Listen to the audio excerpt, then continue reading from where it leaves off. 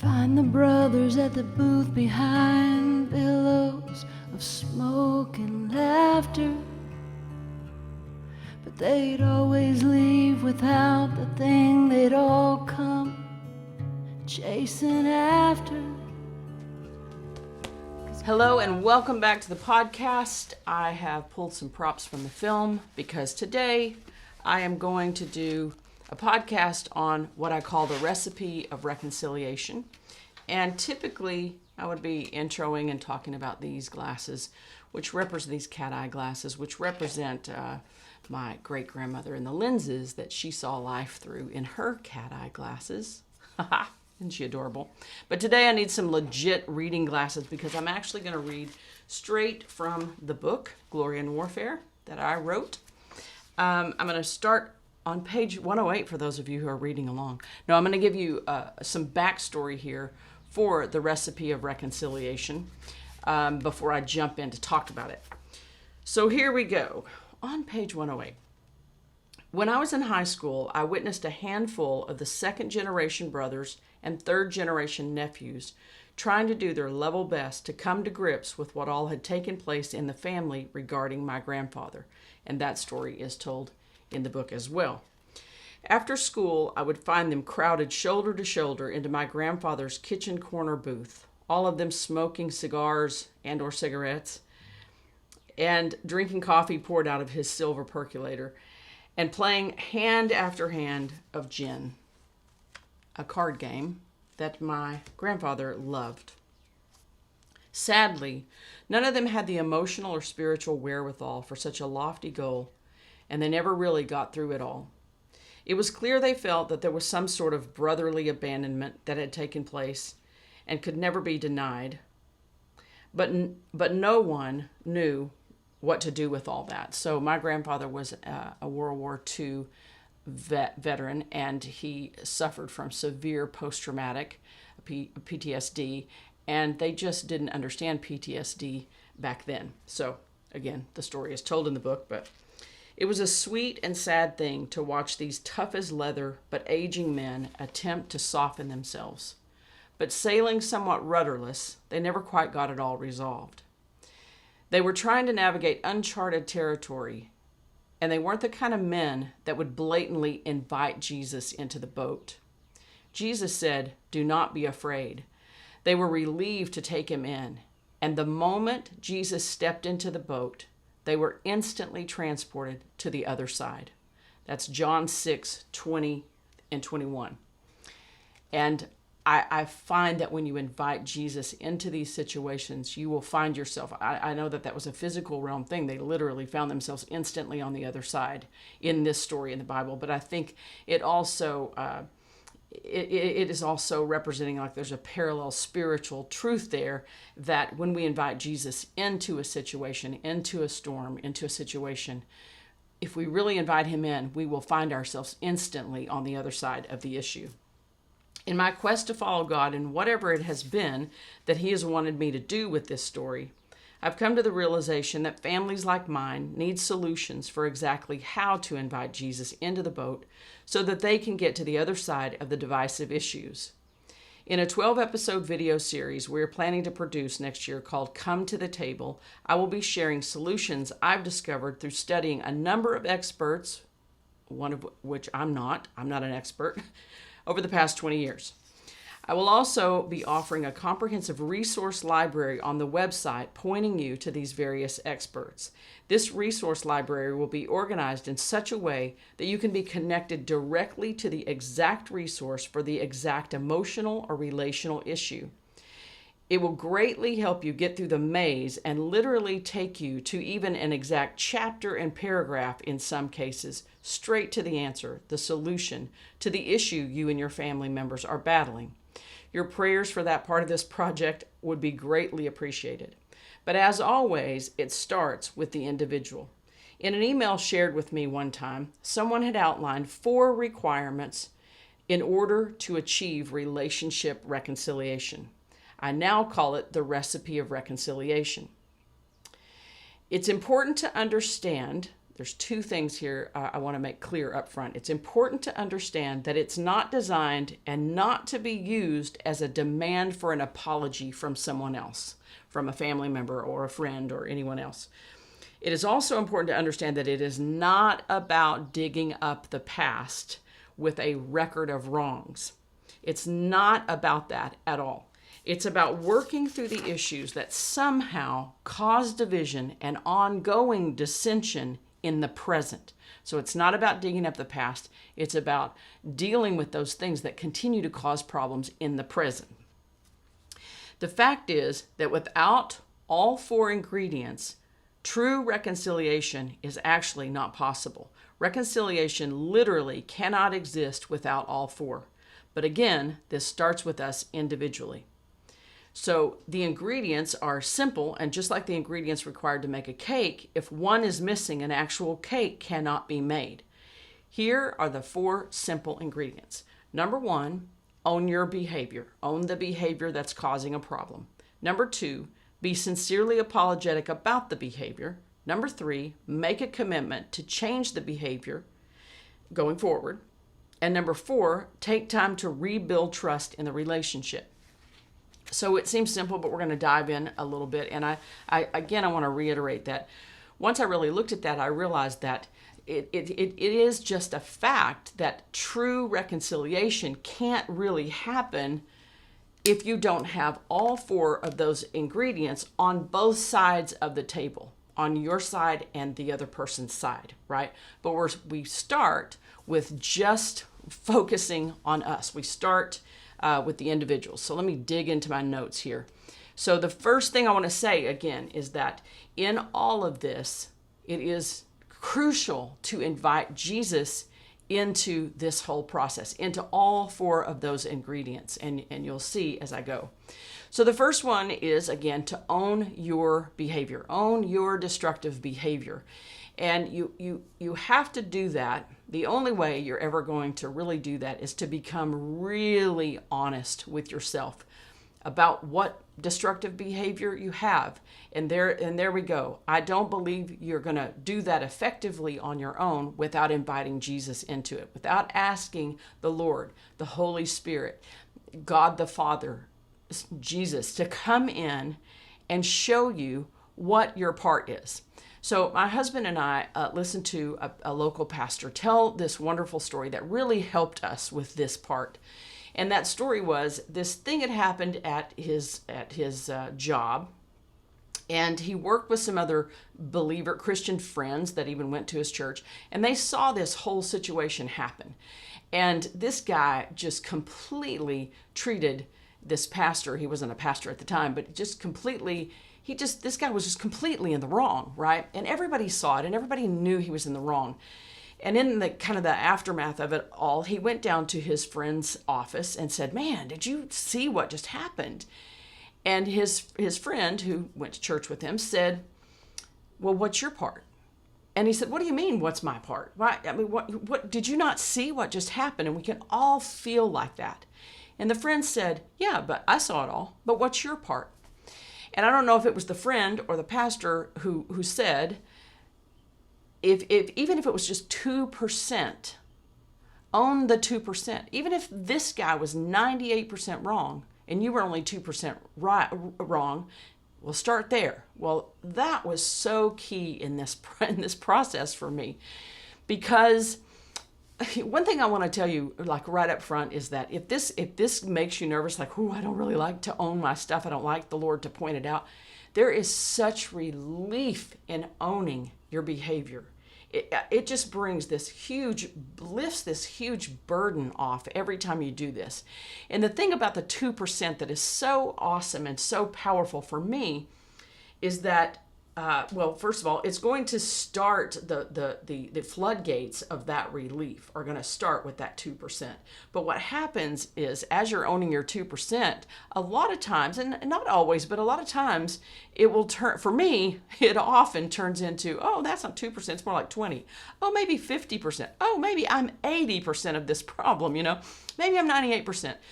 And I laugh about that because if you are 80% of the problem, you're going to get even more relief. I'm telling you, this thing is going to lift off of you, and you're going to say, oh my gosh, I have been doing that my whole life, and it's no good. I don't want to do that anymore. I don't want to be that person anymore. And it's just good to look at it, take a good, honest look it right in the face and say, yeah, no, I don't want to be that. And that is not the real me. That's something that you'll hear me talk about. This is all about returning to the real you, right? And that's why relief comes, because this isn't even really your heart anyway. It's just behavior that you picked up along the way. So for me, somewhere in life, you picked up this behavior. So for me, I used to do this thing early on in this process where I would own it. And this is going to sound so goofy, but I'll just be honest with you. I would own it, and I would have like some sort of weird, immature, like pride about that. Like, man, I should have a Purple Heart, for owning my behavior. Like, I owned it. And so I would do this thing where I'd say, yeah, I do that. Like, I'm really bad about that. And I would kind of have this weird false sense of pride and arrogance or whatever about, like, I'm big enough to own my stuff, But I would stop there. Well, what good does it do if you own it, if you don't do anything about it, right? If you just own it. And so that was a cycle that I kept seeing happen. Like, that's not a big deal. That's nothing to pat yourself on the back about just because you own it. Because I would own it. And it was kind of as if I was saying, yeah, that's just me. That's who I am, and there's some pride in that because it's destructive behavior. It's things that are hurting other people. So you can't stop at owning it and saying, well, that's just me. So, and again, you're not going to get this relief, this amazing relief that comes when you actually finally honestly look at it. So let's move to step 2. So step 2 is become sincerely apologetic for the behavior. And often in this step, it's not in this part, this ingredient, I should say, not step, but ingredient of this recipe of reconciliation. It's not always about saying, I apologize, and certainly not in a fake way. I mean, that's clear. But what I'm saying is, sometimes it doesn't even take a formal apology. It's that it's a heart and spirit thing. You become sincerely apologetic about it. After you've taken this honest look, you become apologetic about it. You become like, ugh, I don't want to be that person. And people see that and sense that on you. And the people that have been hurt or offended or betrayed or whatever they've been, they start to see that on you. They see this real sincerity coming, this authentic thing. And that already begins a reconciliation, a healing in that relationship. And so, again, like when you take that honest look, if you're really taking an honest look, I don't know how you can keep from becoming in your spirit and in your heart sincerely apologetic. So that's that ingredient. And then the next ingredient, which may for some seem to be the hardest part or the hardest ingredient, but because it does take some, I hate to use the word work, and I'll explain that. It takes participation and cooperating with the Lord. So let me just jump into that. So this ingredient is change the behavior, commit to changing the behavior going forward. Okay, so I want to talk about change versus exchange. Okay, and I taught for a while in an in-home recovery center, and I was teaching this. And not from any of the leadership. This was a Christian recovery center. Not from any of the leadership, but from one of the addicts. Okay, one of the addicts began to say, "You're preaching pixie dust. That's pixie dust, and we don't do pixie dust around here." And I totally appreciated where he was coming from, but let me explain it how I explained it to him. So, and it's not pixie dust. It's truth. So what I mean by change versus exchange is I see people kind of what I say white knuckling, saying, I'm going to change this behavior. I'm going to change this behavior. And the truth is, I personally have never seen anyone do that effectively on their own without the Lord. Now, there are people that maybe white knuckle for the rest of their life and say, I'm never going to, drink, but we're not talking about drinking and addiction right now. We're just talking about destructive behavior. I'm never going to be rude again.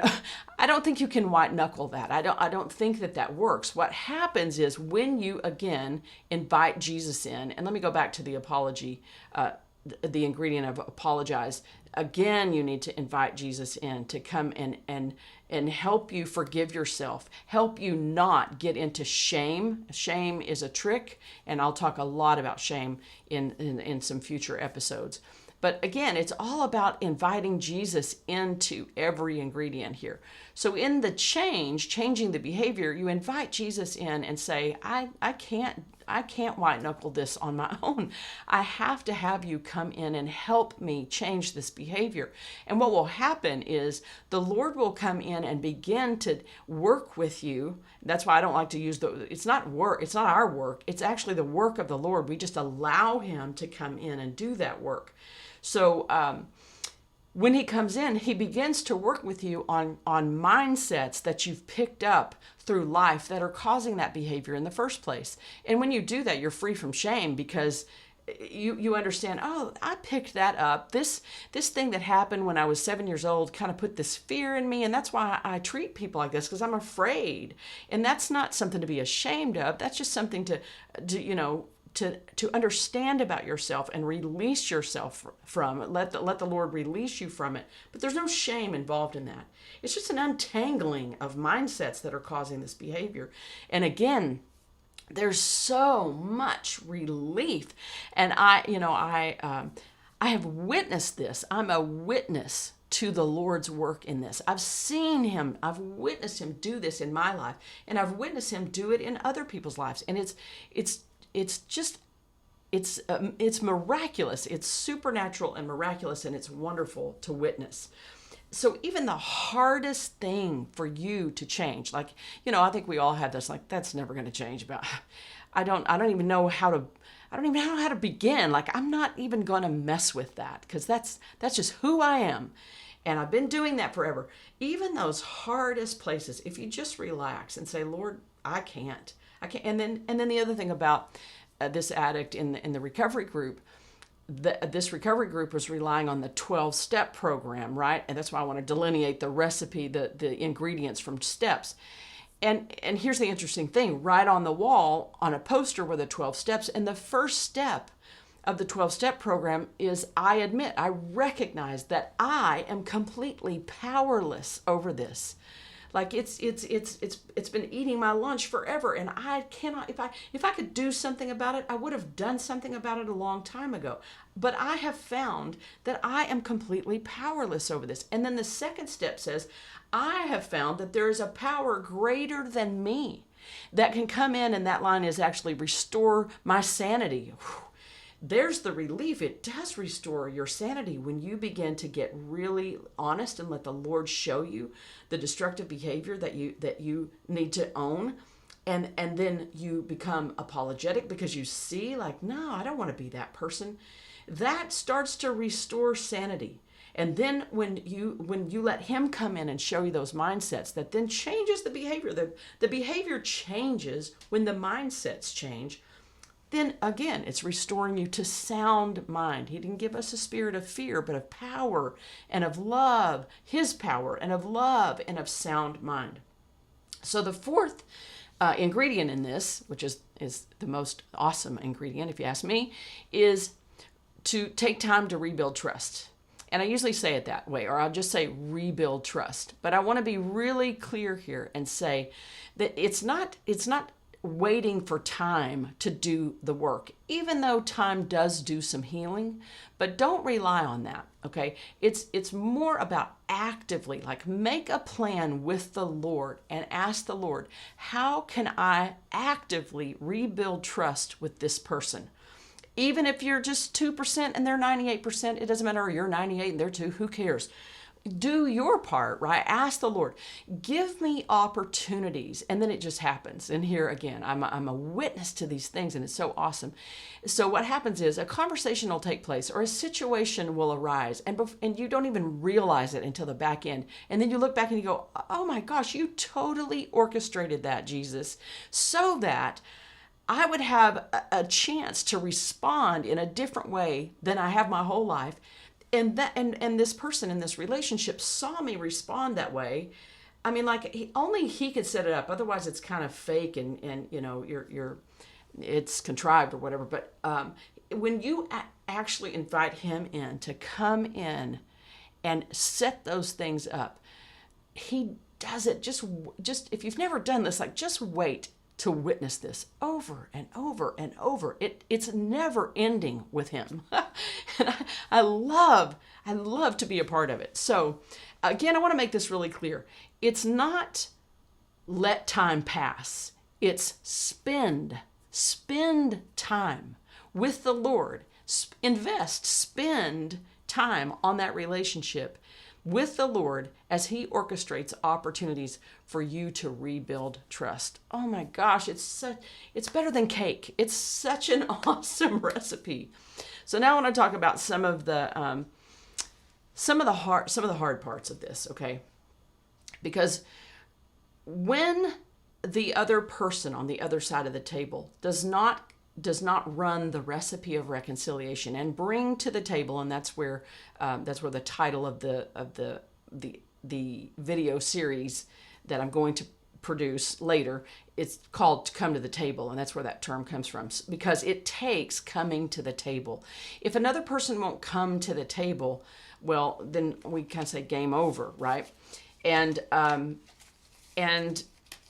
even if they do come to the table, but they just refuse to use all 4 ingredients, well, then that reconciliation is not fully. It's just not. It's a fact. The reconciliation did not fully happen. And so there's a couple of things to watch here just as I wrap up. One is that whole spend time. If you see the other person not actively rebuilding trust, and they're just hoping time will cause you to quit pouting about it all, that's not reconciliation. The trust can't get built that way. So, and a lot of times that will happen. They will give it time, and what happens is codependency will cause you to re-enter the relationship, and what's going to happen is you're going to see the same pain cycle over and over and over again. So you got to really watch that. So what happens is when the other person will not use all 4 ingredients, then it kind of is a game over. Okay. And what you have to do is you have to put some boundaries in place, which we'll talk about on another episode, but you have to establish some boundaries, some limits and some distance and so on and so on. But I do want to point out that another thing to watch for is boundary breakers. So you've put a boundary down, you've put some distance and limits, and that person continues to try to pretend like everything is okay, and they just want to, that's a boundary breaker. They just want to cross that line. Okay, so you have to deal with that. But what you need to remember about boundary breakers is they're in pain, they're hurt, and they're operating in fear. So it's really important at that stage of the game to be gentle and kind-hearted, but still firm in your boundaries, because without these boundaries, this reconciliation also is not ultimately going to happen.